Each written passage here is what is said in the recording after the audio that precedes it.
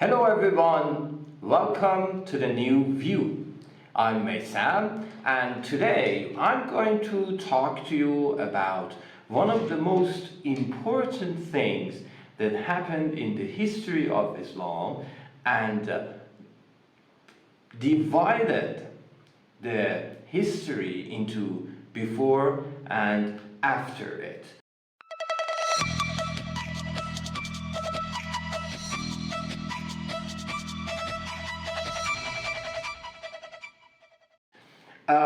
On the 18th of Zul-Hijjah in the lunar calendar, in the Arabic calendar, 10 years after the immigration of Prophet Muhammad, peace be upon him, from Mecca to Medina, and after the great pilgrimage of Hajj on the way back to Medina, something happened that we can say the history of the world, the history of human being is divided into before and after that.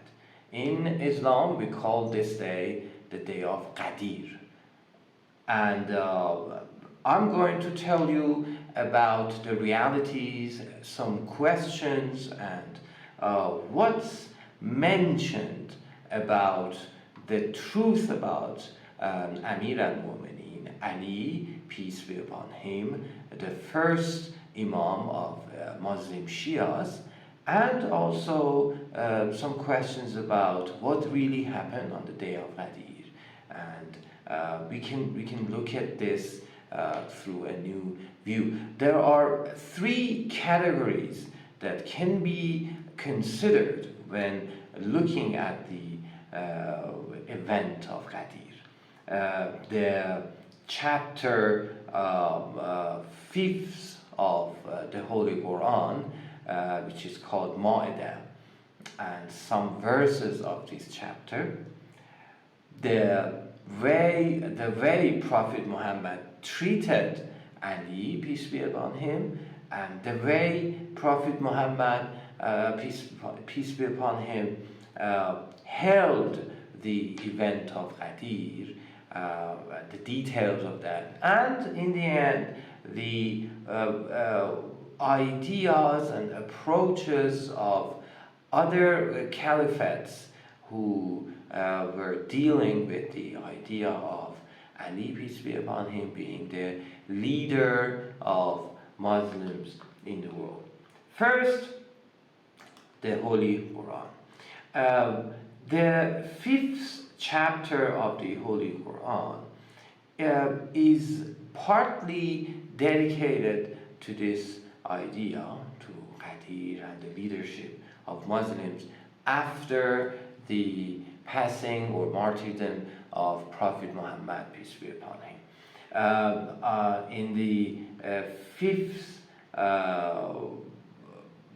verse of the holy this chapter, we have some rules of Islam about eating and not eating food and the foods that are haram. So the first question here that we can ask is that why the 5th verse of this chapter, Al-Ma'idah, talks about prohibitions concerning food and eating, about haram food, and then right after that tells us about the event of Ghadir and all that. I'm going to read some parts of it. You are prohibited carrion, blood, the flesh of swine, and what has been offered to other than Allah, and the animal strangled or beaten death, and that which dies by falling or is gored to death, and that which is mangled by beasts of prey, bearing that which you may purify, and what is sacrificed on stone altars to idols and others. These are all about prohibitions of halal. And then right after that we have this sentence: today the faithless have despaired of your religion. So do not fear them, but fear me. Today I have perfected your religion for you, and I have completed my blessing upon you, and I have approved Islam as your religion. Why?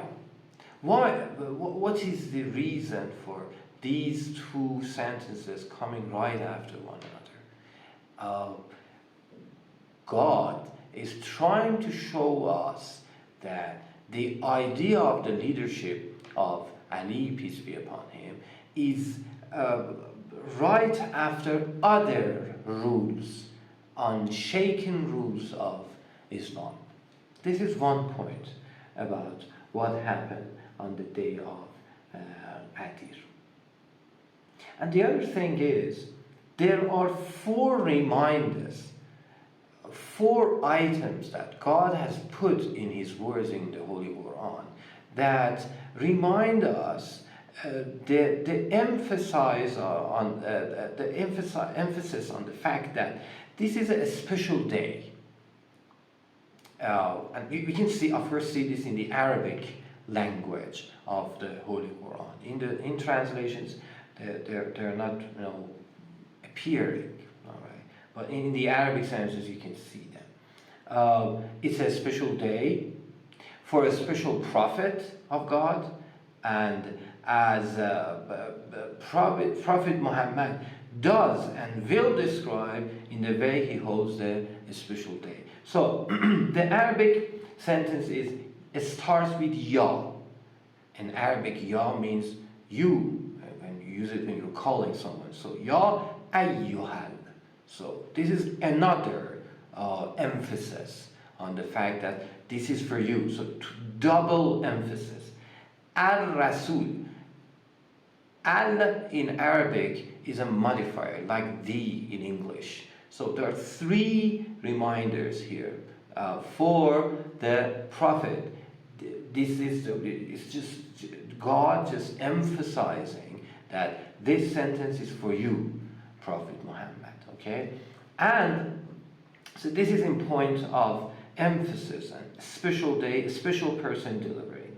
Last but not least, about the reflection of the day of Ghadir in Holy Quran are the words that are chosen for these verbs. For example, the word balligh, all right, that could be translated in English communicate, but communicate is just translate parts of this word.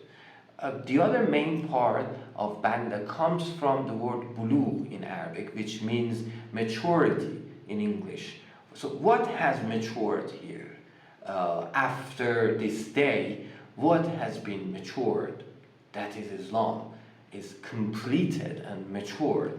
So God uses this in His book, balligh, that in Arabic it means maturity. And the other thing is, there is a sense of warning for Prophet Muhammad about this message that he has to deliver. And it goes that if you do not deliver this message, if you do not do this, you will not have communicated his message. The whole thing, Prophet Muhammad had been doing all these 40, 50, 60 years of his life, and delivering the messages of Quran, promoting Islam in the world, all depend on this message and this declaration of the leadership of Ali, peace be upon him. This is then the other thing that is mentioned in this verse. Okay, وَإِن لَمْ تَفْعَلْ فَمَا بَلَّغْتَ رِسَالَتَهُ. If you don't do it, you will not have communicated the others. And in the end, in the other part, God ensures His prophet to protect him against people. What is the what does the prophet have to deliver that is so big that puts him in the danger of being hurt by other people in that area? What is that? And then God promises or ensures his prophet that I will protect you in this, and this is mentioned in this verse. And finally, what God says, what happens on this day will frustrate your enemies, will kill the hopes that your enemies had for damaging Islam, for attacking you and making or hurting this religion. What's the thing that happens on this day that does this great thing? We're going to talk more about this. The other thing that we're going to talk about here is the way before and after the event of Ghadir, the way Prophet Muhammad dealt with the issue of leadership after him, and the way he treated Ali, peace be upon him. All prophets are chosen to deliver one common message and to guide people into one certain path, and that is referred to, and that's a straight path, and that's the path of truth, which is only one, and it is referred to in Arabic language and in the Holy Quran as Sirat al-Mustaqim, which is the truth, and truth is one, only one.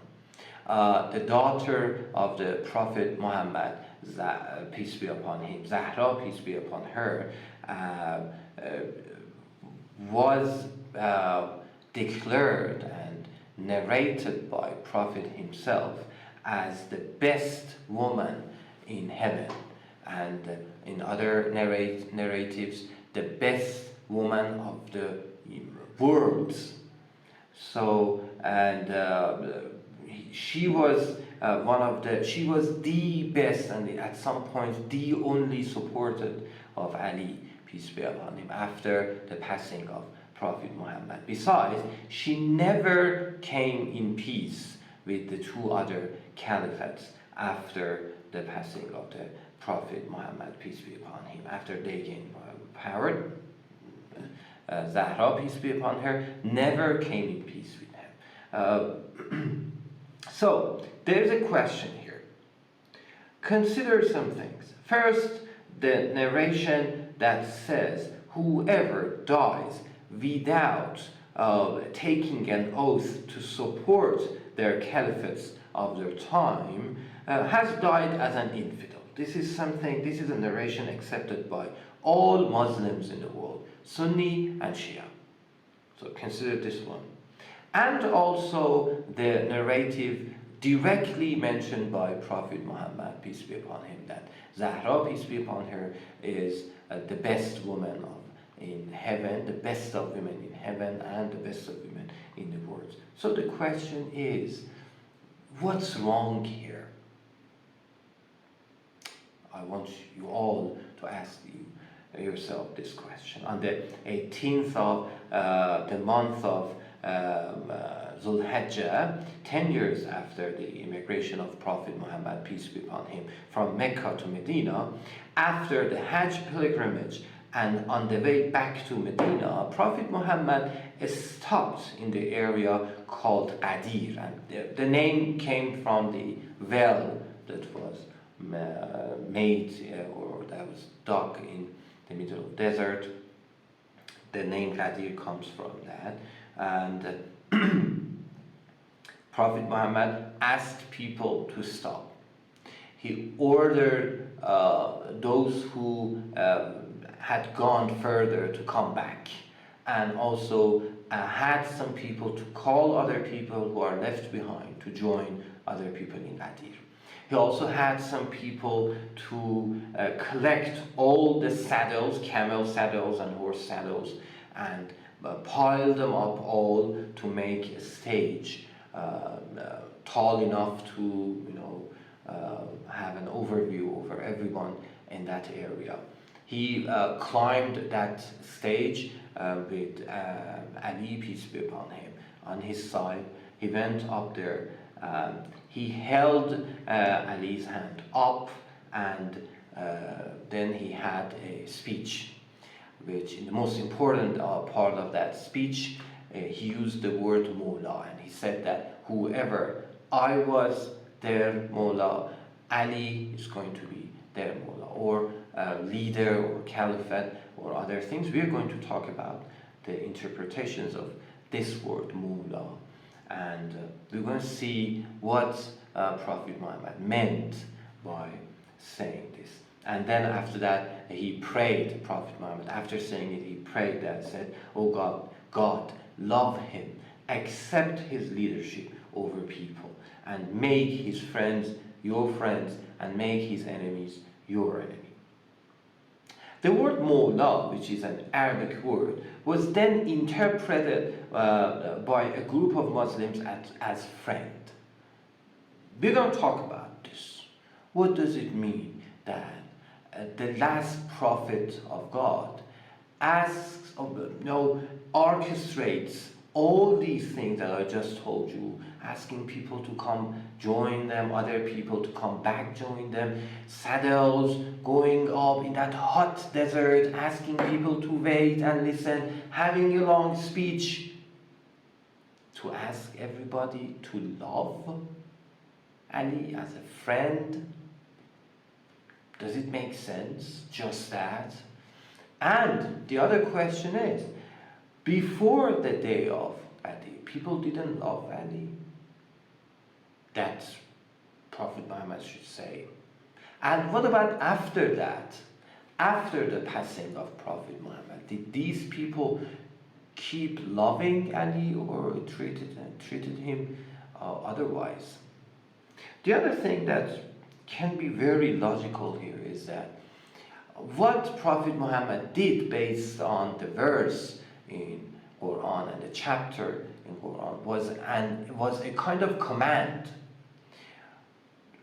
Considering Ali as Mawla, or leader, was a command, and you cannot command and order people to love someone. Imagine, let me give you an example. Imagine a class in a school that the teacher decides to leave the class for a while and wants to choose someone to be the monitor there, to control students. Can this teacher ask students to please love this, monitor, love this, this person who's going to be after me? Or ask them to follow him? Can you not love someone and yet follow them? Yes. Can you not love someone and do whatever they say? Yes. That's a matter of command and listening to the commands. All right. So this is another thing that we can say. So really, what else did the Prophet Muhammad, peace be upon him, have to do to convince people that Ali, peace be upon him, was their leader and the caliphate after Prophet Muhammad himself? Did he have to say that Ali is the caliphate after him? He has said that, and these are all mentioned in all religious books in a Muslim world. Does he have to say that he is the Imam after him? He has done that. Does he have to, or did he have to say that he is the Amir, which is a word in English, in Arabic, that means in English leader and commander? Prophet Muhammad married his daughter, the only daughter he had, in a very strange fashion, receiving the message from the heavens above to Ali, peace be upon him. Was not that enough to send the message across that he is the next caliphate after Prophet? And also, in most wars, that the war would depended on someone to end it, Ali, peace be upon him. In Khaybar, in many other wars, Ali, peace be upon him, solved the problem of the war. The last thing that I can tell you, my dear friends, Muslim brothers and sisters, and all those people who are seeking the truth about the world, is about the other caliphates, other people who claim to be caliphates, the first and the second caliphate. Abu Bakr was the first caliphate after the passing of Prophet Muhammad. When he was lying in his deathbed, and this story is narrated by Ibn Habban in his book called Saqat. You can refer that book. He asks Osman to bring pieces of paper and pen and told him that I want to tell you something very important. Then he lost conscious. Then Osman wrote that Omar will be the next caliphate instead of.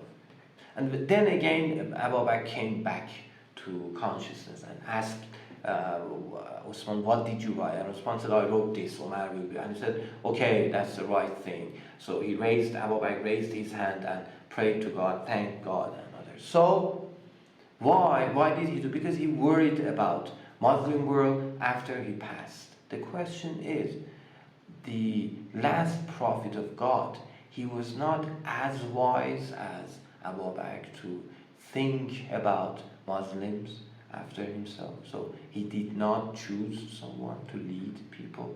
The other story is of Omar's last moment of his life, the second caliphate of Muslim world after the passing of Prophet Muhammad, peace be upon him, was Omar. This story is narrated in the book called Al-Imam wa Al-Siyasa, volume 1, page 25.